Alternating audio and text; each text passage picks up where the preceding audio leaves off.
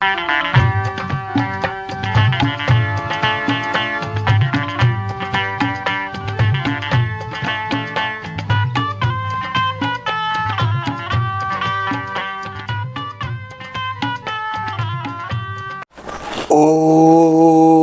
मणि पद्मे ओम मणि पद्मे ओम मणि पद्मे ओम।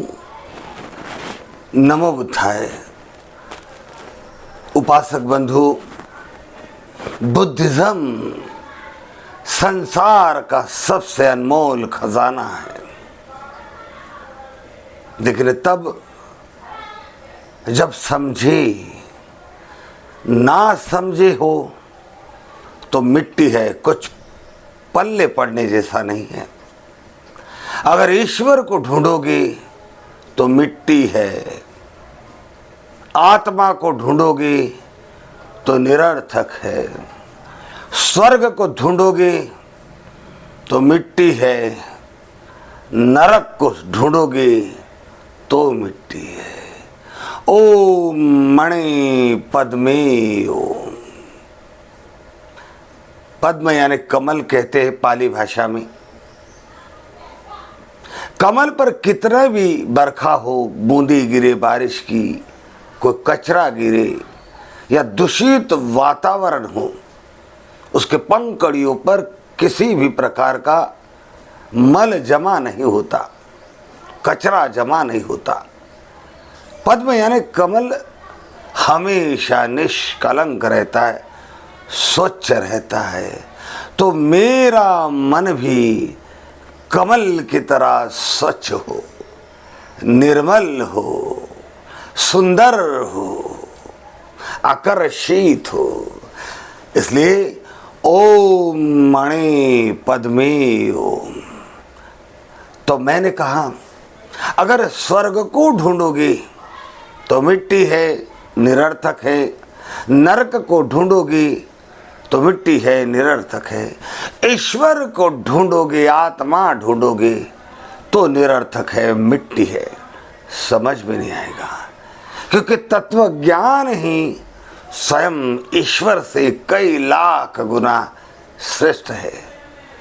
जिस तत्व ज्ञान में ही ताकत है, बल है, दुखों से मुक्त करने की पावर है, दुख को दुख से मुक्त हो करने का मार्ग है, तो उसके आगे ईश्वर क्या, ब्रह्म क्या, इंद्र क्या, देवता क्या।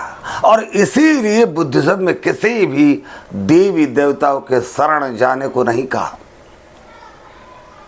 किसी भी ब्रह्म, किसी भी इंद्र, इनके शरण जाने को नहीं कहा।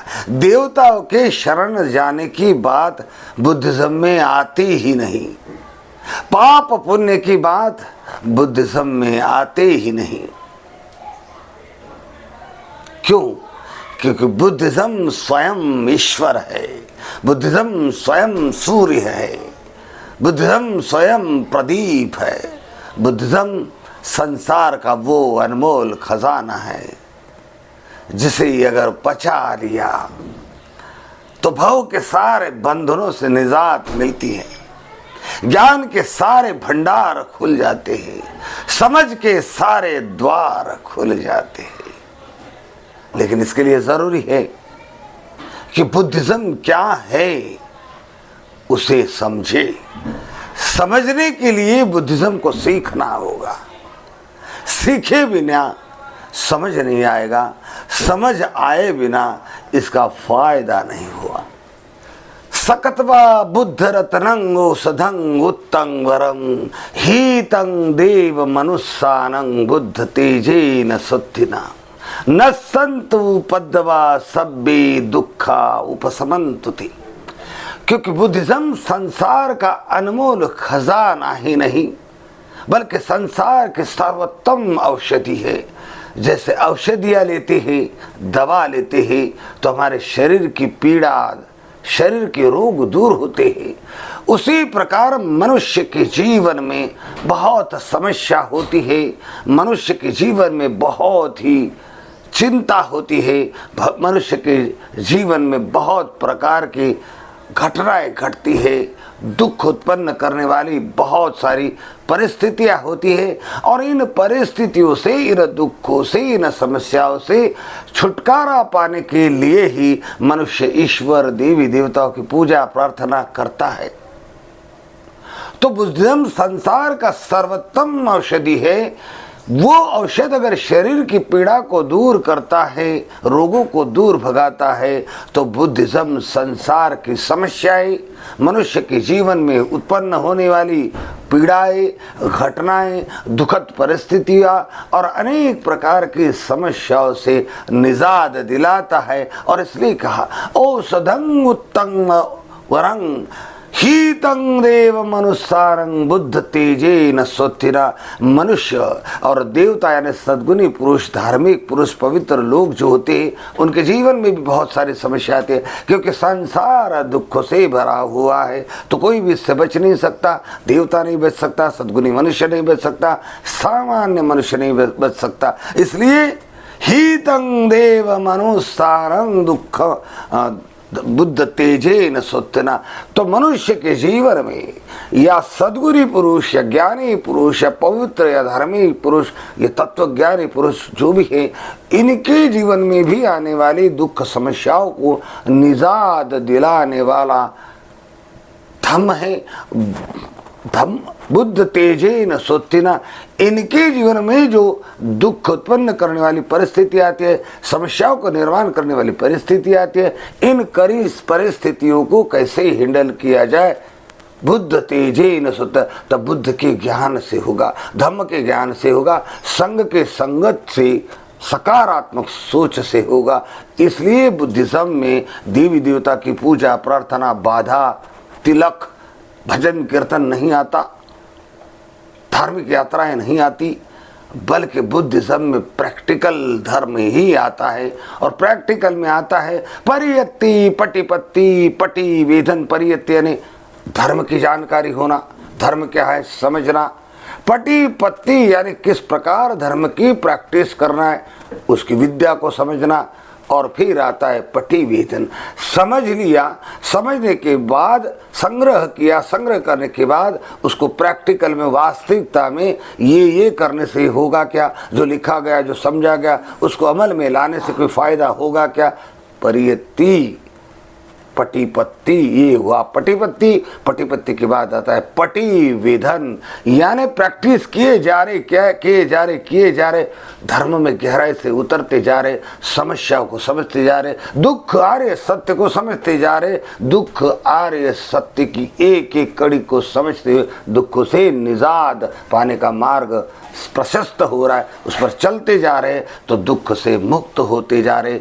इसलिए कहा सकत्वा बुद्ध रत्नम औषधं उत्तम वरम हीतं देव मनुष्यानं बुद्ध तेजे न सुतना। बुद्ध के ज्ञान से, धर्म के ज्ञान से संसार के सारी समस्याओं से निजात पाकर सुख शांति पूर्व जीवन जीने की कला यानी बुद्धिज्म है, यानी मतलब इसे सीखना पड़ता है।